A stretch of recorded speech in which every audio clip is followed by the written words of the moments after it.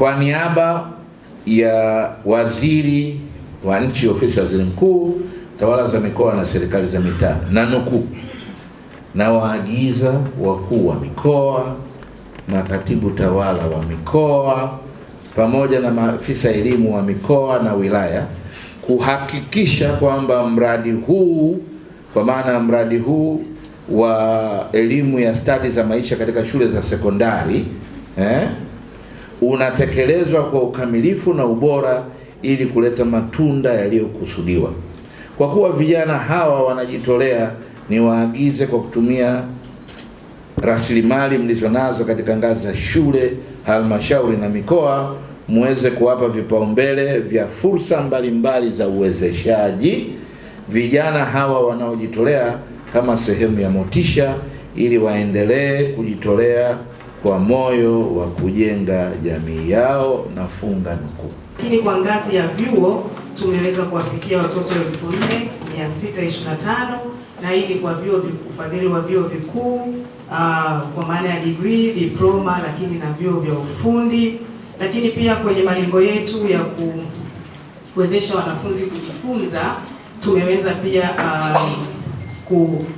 kufanya miradi tofauti na usaidizi wa vifaa.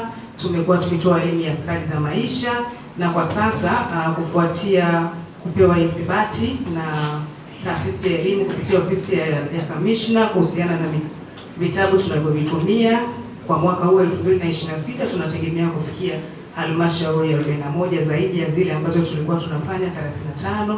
Kwa hiyo tukikutana kwenye AGM ya mwaka huu tutakuwa na halmashauri 76.